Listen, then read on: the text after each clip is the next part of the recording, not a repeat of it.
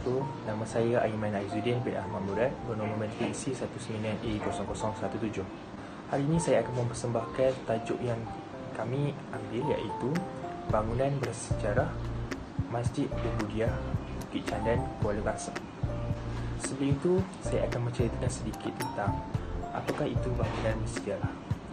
Okey, bangunan bersejarah merupakan sebagai satu bangunan atau kumpulan bangunan yang berasingan ataupun bersambungan yang disebabkan seni binanya. Antara ciri-ciri bangunan bersejarah ialah tempatnya adalah dalam landscape, mempunyai nilai sejagat yang menonjol dari pandangan sejarah, seni atau sains. Selain itu, bangunan bersejarah juga mendefinisikan sebagai sebuah bangunan yang dapat memberikan kita perasaan kagum dan menjadikan kita ingin tahu mengenai bangsa dan budaya yang menghasilkannya. Bangunan bersejarah boleh mendefinisikan sebagai bangunan yang masih kukuh dan teguh, iaitu bangunan yang mampu berdiri sehingga 100 tahun usianya dan mampu digelar bangunan bersejarah. Dalam erti kata lain, sebuah bangunan itu boleh digelarkan sebagai bangunan bersejarah sekiranya ia mempunyai nilai seperti seni bina, estetik, sejarah, dokumentari, arkeologi, ekonomi, sosial, politik dan lain-lainnya. Seterusnya, saya akan menceritakan sedikit tentang latar belakang Masjid Ubudiyah. Ianya dikenali sebagai Masjid Raja Ubudiyah. Ia juga merupakan masjid negeri di Bukit Candan, iaitu di kawasan Kuala Kangsar, Perak. Ianya dianggap salah satu masjid yang terindah di Malaysia juga. Selain itu, ia menjadi simbolik kebanggaan dan kepercayaan untuk kaum Muslim di Perak untuk menunaikan solat di situ. Kubah emas menara masjid adalah bukti dari keindahan seni budi Islam yang mampu menjadikan bangunan itu bersejarah. Masjid Ubudiyah ini dirasmikan pembukaannya iaitu oleh Sultan Abdul Jalil Qaramatul Shah pada tahun 1917. Seterusnya, saya akan menceritakan sedikit tentang sejarah Masjid Ubudiyah. Masjid Ubudiyah ini telah diasaskan oleh Sultan Idris untuk membayar nazar kerana baginda telah pulih dari penyakitnya. Setelah beristirahat di Port Dickson sewaktu dia pulih dari penyakitnya, beliau telah bernazar untuk mendirikan sebuah masjid untuk kegunaan orang ramai di situ apabila beliau telah pulih dari penyakitnya. Untuk mendirikan sebuah masjid ini, baginda telah menitahkan Kolonel Hurley dari Jabatan Kerjaya Kuala Lumpur untuk mereka bentuk sebuah masjid yang hendak didirikannya. Sewaktu dalam pembinaan masjid ini, pembinaannya telah tergandala apabila batu-batu mamar yang dibeli dari negara Itali telah pecah dipijak oleh 2 ekor gajah kepunyaan baginda Raja Chulan. Mengikut cerita dengan tidak semena-mena, seekor gajah itu baginda bernama Kuluk Jandan dan ramalnya bernama Kuluk Sangin telah berjuang dengan seekor gajah kepunyaan Raja Chulan bernama Kuluk Rangka dan gembalanya bernama Uda Debuk. Perjuangan gajah itu telah melarat ke tempat simpanan batu mama tersebut dan akibatnya musnahlah batu mama itu. Perjuangan gajah itu telah berlanjutkan hingga berjam-jam lamanya sehingga Raja Chulan sendiri datang menyeru nama gajahnya itu dan memerintahkannya untuk berhenti. Maka barulah gajah itu berhenti berjuang dan merosakkan batu mama tersebut. Walaupun telah ramai orang yang cuba meneraikan gajah itu tetapi tidak berhasil. Tetapi Raja Chulan yang datang, dia juga yang mampu meleraikan gajah tersebut untuk terus memberontak. Oleh sebab batu mama itu telah musnah, maka terpaksalah dipesan semula dari negara Itali. Tetapi malangnya, batu mama yang dipesan itu telah lambat sampai oleh kerana cetusan peperangan dunia pertama di Eropah pada masa itu.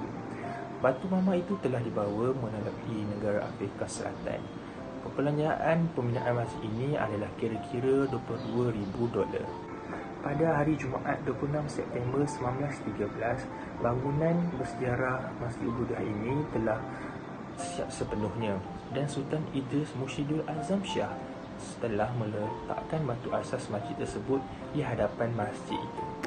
Masjid ini telah siap dibina dan dibuka dengan rasminya oleh Sultan Abdul Jalil Qaramatul Shah, Sultan Perak yang ke-29 pada tahun 1917.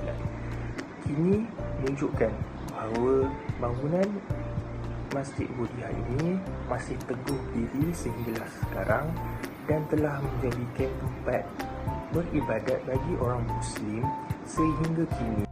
Assalamualaikum warahmatullahi wabarakatuh.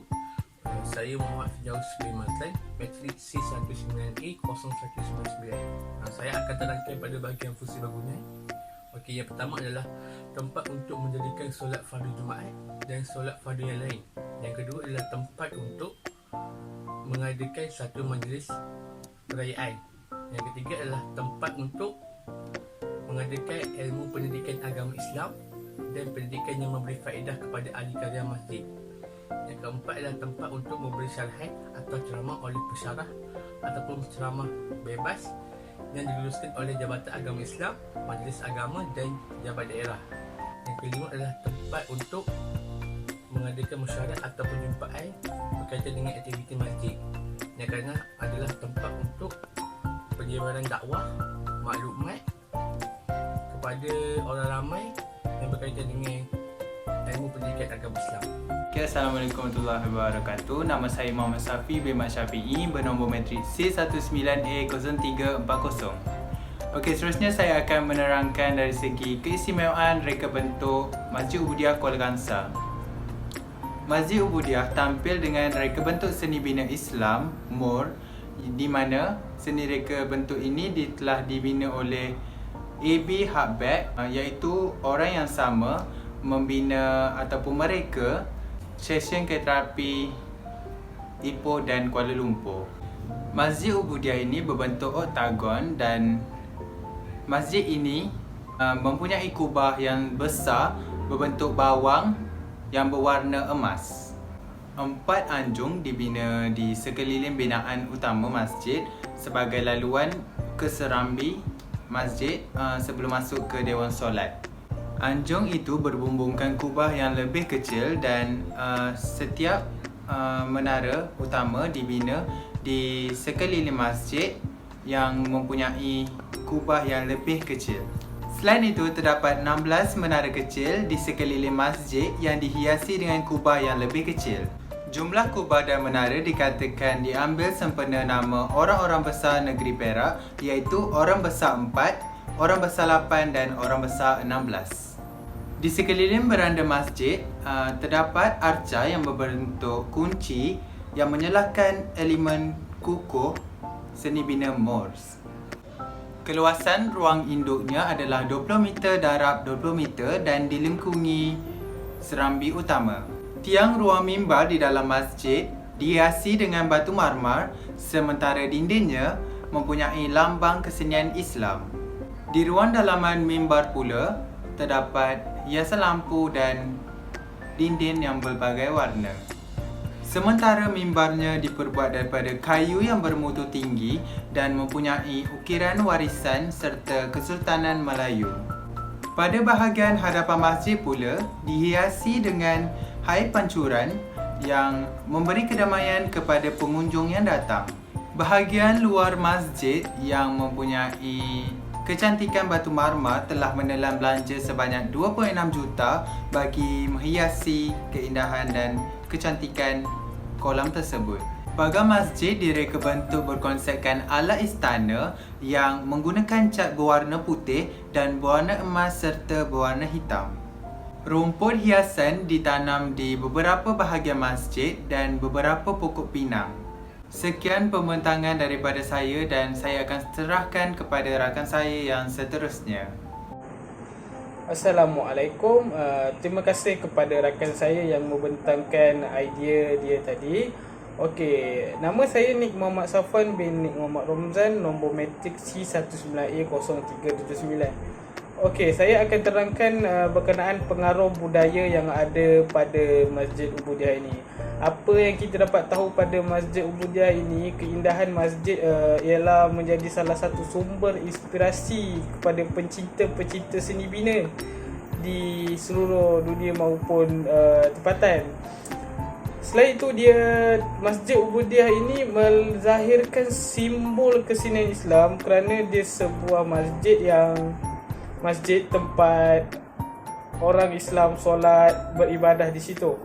Okey, selain itu daripada segi arkitektur masjid ini merujuk kepada budaya yang dihasilkan oleh bangsa Mo. Apa yang kita dapat tahu, bangsa Mo ini atau dikenali sebagai Khalifah Muslim yang pernah menguasai Spanyol dan sebagai wali Afrika pada masa dulu yang dapat mengakhiri budaya pada masa dahulu. Selain itu, apa yang kita dapat lihat pada Masjid Ubudiah ini, keindahan seni binanya menjadikan masjid ini salah satu masjid tumpuan ramai, bukan sahaja di dalam kalangan rakyat tempatan, malah begitu juga dengan pelancong asing. Sebab masjid ini mempunyai infrastruktur yang betul menarik dan menarik perhatian orang ramai. Begitu juga dengan pelancong asing. Akhir sekali, apa yang kita dapat tahu pasal tentang Masjid Ubudiah ini, reka bentuk Masjid Ubudiah ini salah satu bermaksud pengabdian kepada Allah yang Maha Agung. Itu betul unik dan menarik. Oleh itu, Masjid Ubudiah ini adalah melambangkan agama Islam, iaitu merupakan orang Islam melakukan ibadah-ibadah. Sebab itu, Masjid Ubudiah ini mengahi budaya, terutama umat Islam, tempat mereka solat dan beribadah. Itu saja daripada saya. Sekian, terima kasih. Seterusnya saya akan sampaikan presentation ini kepada rakan saya. Sekian, terima kasih. Assalamualaikum warahmatullahi wabarakatuh. Nama saya Muhammad Syahir bin Muhammad Hatta, bernombor matrik C19A0344. Saya akan menyambung pembentangan pada bahagian bahan dan perhiasan. Okey, bahan utama untuk pembinaan masjid ni sama macam bangunan-bangunan lain, iaitu menggunakan konkrit. Apa yang istimewa ialah penggunaan batu mama. Batu mama ni diimport daripada London dan Itali. Satu fakta yang berkaitan dengan batu mama ni adalah pembinaan masjid ni pernah tergendala selama 4 tahun kerana terdapat batu mama yang rosak dan tidak boleh digunakan. Okey, seterusnya kubah masjid pernah ditukar daripada penggunaan konkrit kepada aluminium kerana konkrit mudah pecah dan tidak tahan lama. Okey, seterusnya pagar masjid ni dikelilingi oleh pagar yang dibuat daripada konkrit dan dicat berwarna emas keemasan. Okey, untuk kawasan sekeliling masjid terdapat rumput iaitu berjenis carpet grass, iaitu rumput buatan supaya kelihatan lebih tenang pada sekitar masjid. Saya rasa itu saja. Assalamualaikum.